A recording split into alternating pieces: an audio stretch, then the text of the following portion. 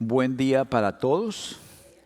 A los que nos ven por la internet, pues lo que corresponda, que puede ser buenas noches, buenas tardes, buenos días.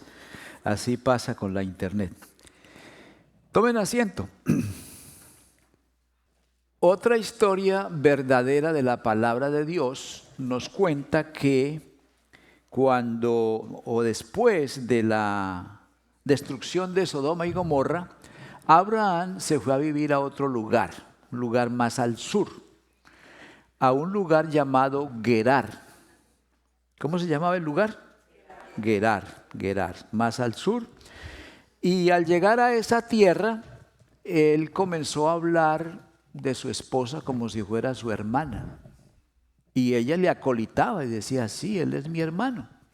Entonces Abimelech, el rey de esa tierra, se enamoró, se entusiasmó con Sarai y la mandó a traer a su harén con el fin de convertirla en una de sus esposas.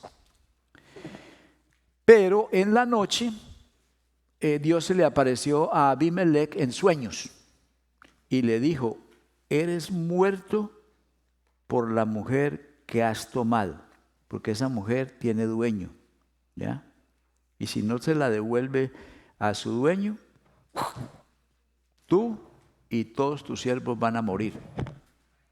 Y entonces Abimelech dijo, un momento, Señor, pero yo no he obrado de mala fe. Yo he obrado sinceramente, porque él me dijo que es su hermana y ella me confirmó que él es su hermano. Entonces yo no tengo la culpa. Y Dios le dice, bueno, por eso mismo te estoy diciendo y por eso mismo te he librado de que peques contra mí acostándote con ella. Así que devuélvele la mujer a Abraham y como él es profeta, él va a orar por ti. Al día siguiente se levantó Abimelech, llamó a todos los siervos de su corte y les contó el sueño. Estaban todos asustados. Luego se fue donde Abraham, lo mandó a llamar y le dice, ¿dónde tenías tú la cabeza cuando me dijiste que ella es tu hermana, cuando ella es tu esposa? ¿Por qué me haces esto? Estaba indignado. Y entonces Abraham le hace una confesión a Abimelech. Le confiesa su pecado. Y esa confesión la tenemos en el capítulo 20 de Génesis, el versículo 11 al 13, que dice, eso es después de que Abimelech le reclama, ¿no? Y le dice, ¿qué pensabas? ¿Para qué hiciste esto? ¿Cómo se te ocurre? Y entonces en el verso 11 dice, y Abraham respondió, porque dije para mí, ciertamente no hay temor de Dios en este lugar y me matarán por causa de mi mujer.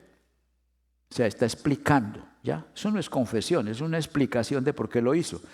Pero en el 12 hace Abraham la confesión y dice, y a la verdad también es mi hermana, hija de mi padre, pero no hija de mi madre.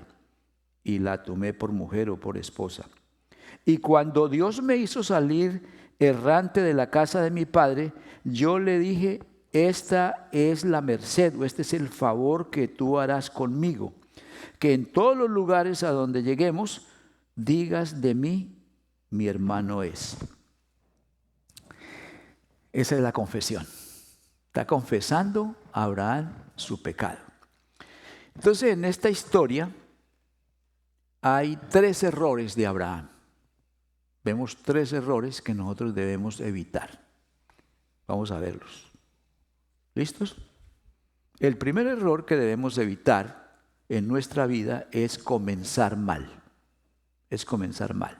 Porque mire usted ese versículo 12 y 13 cuando Abraham le cuenta dónde comenzó todo. Le dice, cuando Dios me llamó para formar un pueblo, lo primero que me dijo es que deje mi tierra, deje mi familia y me vaya a una tierra que Él me va a mostrar.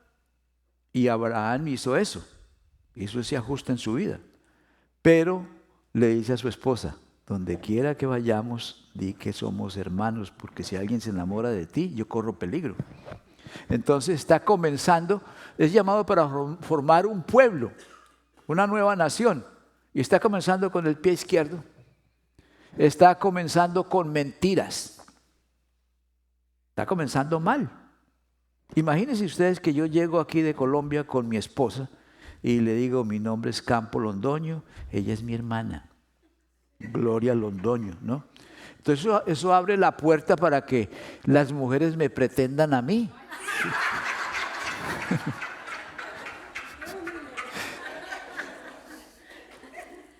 Ya, comenzamos a meternos en problemas por andar con mentiras, ¿ya? Y eso es lo que Abraham está haciendo, comenzando con el pie izquierdo. Yo no sé qué le pasaba a Abraham, qué tenía él en la cabeza, ¿no? Y ese no es primera vez que él mete la pata, ¿no? Es más bien la segunda vez. Una cosa que nosotros tenemos que entender es que los personajes de la Biblia no son perfectos, son imperfectos, tienen defectos, son defectuosos. Pero la gente insiste en mitificarlos y exaltarlos y los elevan por allá. Por ejemplo, si usted lee en su Biblia Reina Valera, abre ahí en los evangelios y dice, Evangelio según San Juan. ¿Cuál San? Él no era un santo. Por lo menos en la manera que se entiende hoy, santo es una persona que no peca. Es una persona milagrosa y casi divina. Pero ellos no eran así. Luego pasas más adelante, Evangelio según San Marcos. Pero en los originales no aparece así, dice Evangelio según Marcos. No tiene el San. ¿De dónde viene ese San? El cristianismo cristianizó los evangelios con ese San. Pero así no dicen los originales. Entonces tenemos la tendencia como a mirar a los personajes bíblicos como míticos, como por allá lejos. Sí eran santos como nosotros somos santos, pero hay que aclarar, la palabra santo significa apartado, separado, y también significa diferente. Pero no nada de eso de que eres milagroso y eres como mágico y que eres casi perfecto, ¿no? Pero a la Iglesia Católica le ha gustado hacer eso, ¿no? En España los pintores pintaban a los personajes bíblicos con los dedos más largos. Si usted va a España y mira las pinturas y ve a Jesús y ve a otras personas, todas tienen las manos normales, pero los dedos de Jesús son más largos. O si es otro santo, también tiene los dedos más largos. Es una manera de mostrar esa santidad. O también le ponen una aureola aquí amarilla. Pues bueno, Abraham, el padre de la fe, no era ningún santo. A él no leemos aquí que era San Abraham, ¿no? ¿Cierto que no? Era una persona como usted y como yo, defectuoso.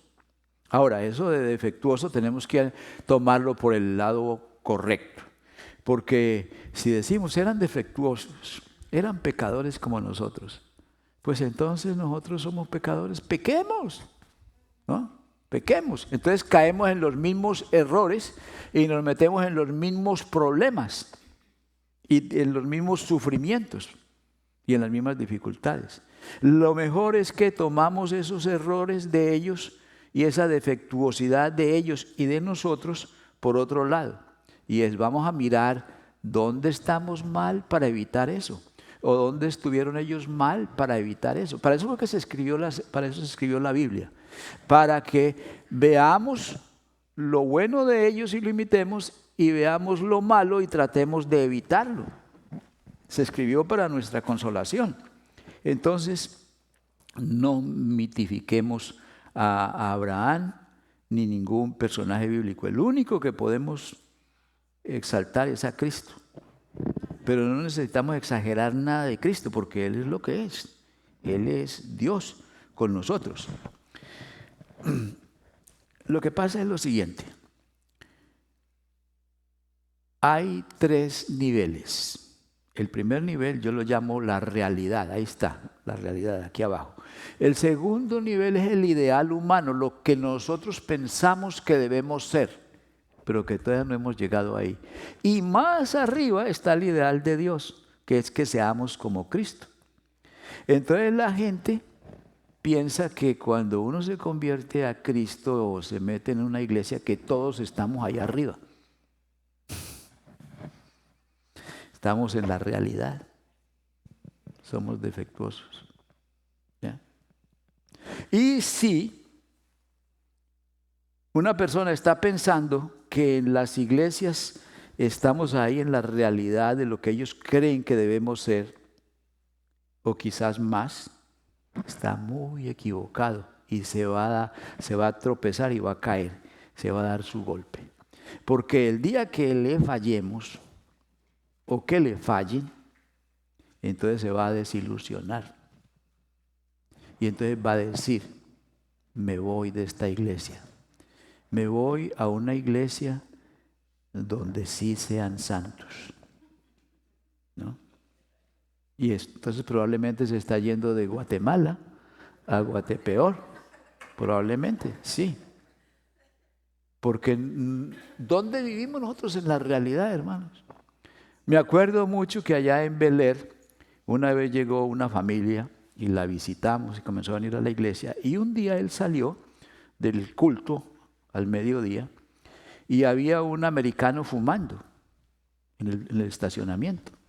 Y dice, no vuelvo. En esta iglesia hay pecado. Pues que se vaya a buscar una iglesia de santos, ¿no? Y a veces se va por otra tontería, ¿no? Pero el error de esas personas, el primer error es que no viven en la realidad, viven en allá arriba. El segundo error es que no se dan cuenta que ellos también son defectuosos y que por algún lado tienen algo. Eso es así. Entonces, ¿con qué gente trabajamos, hermano? Con la gente de la realidad, con ellos. Pero, ¿qué hacemos entonces ante esta situación? Lo que tenemos que hacer es simplemente tener compasión los unos con los otros. Cuando un hermano cae o falla, mirarlo con compasión. Pecó, ¿ya? No le vamos a aplaudir, pero tampoco lo vamos a destruir porque ya debe estar sufriendo vergüenza y culpa y quién sabe qué mal le ha pasado y allá vamos encima de la persona. Entonces tenemos que tener compasión unos con otros. Segundo, ayudarnos los unos a los otros. Y lo que sí tenemos que tener cuidado es en el liderazgo. ¿A quién se va a poner de líder? Porque en el Nuevo Testamento era fácil entrar a la iglesia. Ya, de una vez, nada más tiene que aceptar a Cristo como Señor y Salvador, arrepentirse y entrar. Pero cuando van a nombrar líderes, entonces hay una lista de condiciones que se pueden resumir en la última frase que dice que sea intachable. Eso es para pastores y diáconos, intachable. Eso no quiere decir que sea perfecto, sino que no tiene cola que le pisen, como dice el dicho. Y eso no es más para pastores, sino para líderes en general en la iglesia. Debemos ser intachables para ser líderes. Es lo único que podemos hacer con esta situación. Pero todos somos defectuosos. Y Abraham era un defectuoso. Y mire, comenzando los primeros pasos en el llamado. Y comienza con una mentira, poniéndose de acuerdo con su esposa para mentir. Entonces, cuando usted vaya a comenzar algo nuevo, ¿cómo va a comenzar? ¿Cómo va a comenzar? ¿Mal? Trate de comenzar bien. Si va a comenzar un negocio, una compañía, comiéncelo bien. Una vez viene un hermano que está comenzando una compañía de cortar pasto y me dice, pastor, y me echó un cuento ahí de taxas. Y le digo, hermano, estás comenzando tu negocio. Protéjalo legalmente, porque con esto, si más adelante te lo descubren, viene una multa, vienen unas taxas, unos intereses por no haber pagado y su negocio se va a tambalear o puede fracasar. Comience bien. Si va a comenzar una familia, un matrimonio, comiéncelo bien, no comience con mentiras. Si va a comenzar su vida legal en los Estados Unidos, comience limpio. ¿Por qué se divorcia de su esposo o su esposa para casarse con otra persona para después volver a su esposo original? Eso es una mentira. Está poniendo un fundamento malo. Entonces comience bien. Evite el error de comenzar mal. Y si no, pues allá usted verá. Allá usted verá. Número 2, el segundo error de Abraham que nosotros debemos evitar es evitar tropezar con la misma piedra. Evitar tropezar con la misma piedra, porque esta es la segunda vez que él tropieza con eso. En el capítulo 12, versículo 11, que no lo vamos a leer, o si está ahí. 2. Más atrás. Ok, necesita evitar tropezar con la misma piedra. Ahí está. Allí Abraham decía a Sara, su mujer, eso es en Gerar, es mi hermana. Entonces Abimelech, rey de Gerar, envió por Sara y la tomó. Esta es la segunda vez que Abraham hace eso. La primera vez, ¿saben dónde fue? En Egipto. Cuando hubo hambre en Canaán, se fueron para Egipto. Y cuando ya iban llegando a Egipto, entonces le dice Abraham a Sara, bien, acuérdate, cuando lleguemos allá, di que eres mi hermana, porque si alguien se enamora de ti, me puede matar a mí. Entonces di que es mi hermana. Y llegaron a Egipto y como esta Sarai era bonita, el faraón, le contaron al faraón y él la mandó a llamar. Y ahí también hubo problemas. Fue el Señor el que los tuvo que librar de eso. Segunda vez que Abraham mete la pata. A mí me gustaría entrar en la cabeza de Abraham para ver qué es lo que él pensaba, ¿no? Me parece como raro eso. Yo no soy perfecto, pero me cuesta entender cómo Abraham pensaba. Hay un señor que se llama Blackaby, Henry Blackaby, que escribió ese libro, Mi experiencia con Dios. Y él da una explicación de por qué nos desviamos a veces tanto. Y para mí creo que fue lo que le pasó a Abraham. Blackaby dice que cuando Dios nos llama a que nos unamos a Él en el proyecto que Él tiene. ¿Y cuál es el proyecto que Dios tiene? Un proyecto grande, una cosa seria. No es como el proyecto de comprarse un carro nuevo, no. El proyecto de Dios es restaurar el planeta Tierra y restaurar la humanidad. Y nos llama, nos invita a nosotros que nos unamos a Él en ese proyecto. Pero nosotros cuando sentimos ese llamado o vemos que Dios nos está llamando, entendemos que Dios nos llama, lo que hacemos es como que no, le sacamos la vuelta y nos vamos por otro lado. Pero cuando entramos en una crisis, entonces reflexionamos y nos ajustamos con Dios. Pero luego nosotros todavía tenemos cosas que ajustar, ¿no? Y luego nos vamos descuidando y nos vamos alejando otra vez hasta que viene otra crisis. Entonces si le aplicamos esa interpretación o ese enfoque a Abraham, Dios le dice, deja tu tierra, deja tu familia, deja la casa de tu padre y ven a la tierra que yo te voy a mostrar. Y da un tremendo paso de fe, se va. Pero comienza mal, ¿no? O sea, hace un ajuste, pero le quedan pendientes otras cosas. Y se va descuidando y luego tropieza con esa piedra y después vuelve y tropieza con la misma piedra. La única cosa es que aquí Abraham hace una confesión. Le confiesa a ese rey Abimelech que él ha hecho mal desde el principio. Él determinó hacer eso y ahí es donde está el problema. A propósito, Abimelech no es un nombre de una persona en el hebreo. La palabra Melech significa rey. Entonces, en esa región la gente le decía a su rey Abimelech. Así como en Rusia le decían al rey el zar, no por nombre sino el zar, o en Egipto le dicen al rey o le decían faraón, y los romanos le decían al rey el César. Entonces ahí le decían Abimelech, porque más adelante hay un Abimelech que tiene negocios con Isaac, el hijo de Abraham, que todavía ni ha nacido. Entonces, ¿quién era ese otro Abimelech? Era quizás el hijo de este primer Abimelech, ¿no? Pero no aparecen los nombres, es un título, Abimelech. Bien, entonces Abraham le hace una confesión a Abimelech y le cuenta dónde él comenzó con ese problema.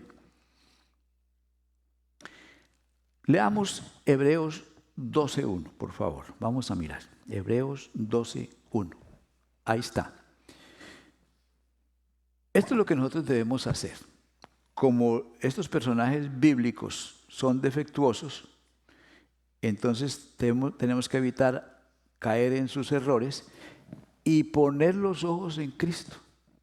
Y esta es una gran recomendación. Por tanto, nosotros también, teniendo en derredor nuestro tan grande nube de testigos, despojémonos de todo peso y del pecado que nos asedia.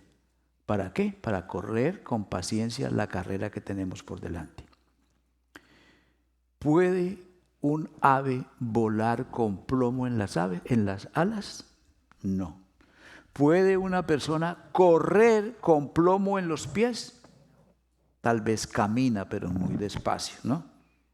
No se puede.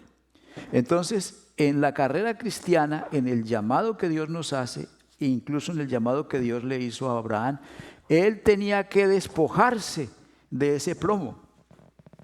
Y nosotros necesitamos también despojarnos de ese peso para correr con paciencia la carrera a la cual nos ha llamado. Si Dios nos llama a unirnos con Él en el proyecto que Él tiene, necesitamos despojarnos de ese plomo o de ese peso para correr esa carrera. Ese es el llamado del Señor. La Biblia es franca, Él nos dice lo bueno, lo malo y lo feo de los personajes, pero todos llamados a despojarnos de ese peso. El desafío es hacer ajustes, continuamente estar ajustando nuestra vida constantemente. El tercer error de Abraham que nosotros necesitamos evitar en nuestra vida es desconfiar de la protección divina. Desconfiar de la protección divina es otro problema. El versículo 11, en el capítulo 20. Después de que Abimelech lo regaña, Abraham confiesa y dice: porque dije para mí, ciertamente no hay temor de Dios en este lugar y me matarán por causa de mi mujer. Eso es temor. Me matarán por causa de mi mujer. Está temiendo, tiene miedo. Y la vida cristiana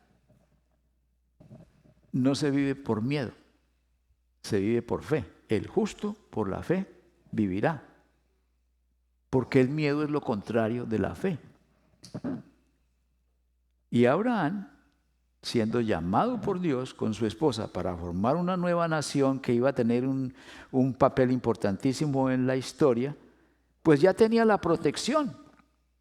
Porque cuando lo llama en el capítulo 12, que está el llamado de Dios a Abraham, Dios le dice: al que te bendijere, lo bendeciré, y al que te maldijere, lo maldeciré. O sea, Dios le estaba dando la protección. Pero ahora Abraham llega a Egipto con miedo y llega a Gerar con miedo. Pues si Dios va a formar un pueblo con él y con su esposa y no tienen hijos, Dios los tiene que proteger para poder formar ese pueblo. Pero él llegó allí con miedo. Entonces, no es por miedo que se vive la vida cristiana, sino por fe. Ahora, ¿era Abraham una persona miedosa, cobarde, que se escondía detrás de la túnica de su esposa? Pues fíjense que no, porque ¿se acuerdan cuando Kedorlaomer vino y se tomó la ciudad de Sodoma y se llevó cautivos a la gente? Entre ellos iba el sobrino de Abraham, Lot, y se llevó el botín. ¿Qué hizo Abraham? Juntó un ejército de 318 sirvientes de su casa, que tenía mucha gente, y fue y los alcanzó de noche y los hizo huir y le rescató la gente y el botín. Eso no es una manera, una conducta de una persona miedosa. Pero se pone nervioso porque alguien se puede enamorar de su esposa. ¿Qué le está pasando? Yo no entiendo eso. Me da trabajo. Porque si tenía tanta gente para formar un ejército, ¿por qué no forma un ejército para proteger a su esposa? Como hacen los hombres celosos, ¿no? Que le ponen vigilante y la cuidan. Raro este Abraham. Pero todos cogíamos de alguna parte, ¿no? Él es un comportamiento como contradictorio, pero los seres humanos somos contradictorios. Entonces, no mitifiquemos a los personajes bíblicos. Miremos los errores para evitarlos, como en el caso de Abraham. Miremos la fe de Abraham en muchos casos para imitarla. Pero en este caso no está orando por fe, está orando por temor. Por temor. Miremos Hebreos 12:1, que ya lo vimos, pero miremos el versículo 2. El versículo 2 dice, puestos los ojos en Jesús. El primer versículo dice que nos despojemos de todo peso y del pecado para correr la carrera cristiana. Y luego dice, ¿cómo se corre esa carrera? Puestos los ojos en Jesús, el autor y consumador de la fe. Esa es la manera de correr la vida cristiana, esa carrera. Despojarse del peso y poner los ojos en Cristo. ¿Por qué poner los ojos en Cristo? Porque Él es el planeador y diseñador de la carrera. Él diseñó la carrera cristiana. Y Él la corrió. Él ya la corrió. Y Él comenzó esa carrera bien y la terminó bien. Entonces, hay 3 niveles en que la gente mira. Está la realidad, está el nivel de lo que yo creo que debo ser o usted cree que debe ser, y está el nivel de lo que Dios cree que usted debe ser. Ese nivel es Cristo. Ponga los ojos en Él para correr esa carrera. Van a pasar muchas cosas aquí abajo, pero mantenga los ojos en Él. El más alto ideal que hay es ser como Cristo. Y como yo he explicado en otras veces, nunca alcanzamos el ideal. No hay ninguno aquí como Cristo. Pero si no tenemos ese ideal, cuando tenemos un ideal, nosotros tratamos de llegar allá y pasamos por debajo. Por eso la palabra pecado significa errar el blanco, que no le llegó. Pero si usted baja el ideal, va a pasar por aquí. Entonces, puestos los ojos en Jesús, el autor y consumador de la fe, para correr esa carrera, la carrera de la fe. Y hay una diferencia entre Cristo y Abraham. Abraham, cuando se trató de su esposa, le dio miedo y arriesgó la relación. Imagínense que Abimelech duerma con Sarai y después sale Sarai embarazada. ¿De quién es el hijo? El hijo de la promesa. ¿De Abimelech o de Abraham? Quizás por eso el Señor la protegía tanto, ¿no? Porque tenían ese llamado para ser los padres de lo que iba a ser el canal biológico por donde vendría Cristo. Entonces la protegió. Y Abraham está desconfiando de la protección de Dios, pero lo irónico es que Dios los tiene que proteger de sus propias mentiras. ¿Yeah? Entonces, hermanos, ponga los ojos en Cristo Jesús, quien, a diferencia de Abraham, él sí dio la vida por su novia. La novia de Cristo es la iglesia. Y Jesús no se detuvo a la hora de morir por nosotros, que somos su novia, al contrario de Abraham. Entonces, hermano, póngase de pies. Hay una ventaja que nosotros tenemos sobre Abraham, y es que Abraham no tenía un modelo para poner sus ojos. Él no conocía a Cristo, nosotros sí. Y entonces llévese ese concepto: puesto los ojos en Jesús, el planificador y diseñador de mi carrera cristiana. Vamos a orar, y como siempre los invito a que me acompañen en esa oración, que usted la va a hacer conmigo, pero tiene la libertad y va a tener espacio para usted combinar sus pensamientos con la oración que yo voy a hacer. ¿Listos? Dígale: Señor, tu siervo Abraham a veces se guiaba o no se guiaba por la confianza en ti, y a veces sí se guiaba por la confianza en ti.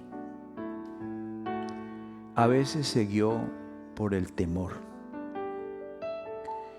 y esas dudas y esos temores pusieron en peligro su matrimonio y el plan que tú tenías para ellos.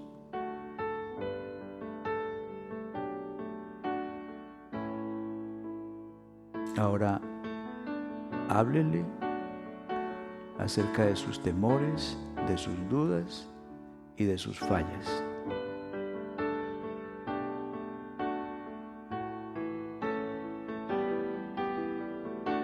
Dígale: Señor, reconozco que soy como Abraham y como Sarai, y te doy gracias por las veces que me has salvado aún de peligros que ni siquiera he visto.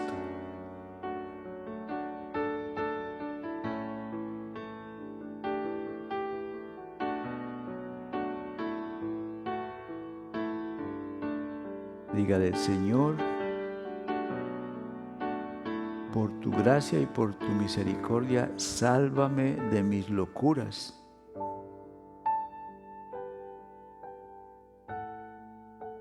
Dígale cuáles son sus locuras.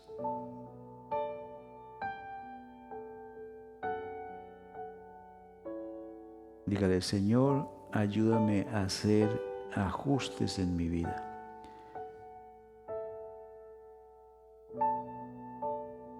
Ayúdame a despojarme del plomo y del peso que me impide correr la carrera cristiana. En el nombre de Jesús, amén.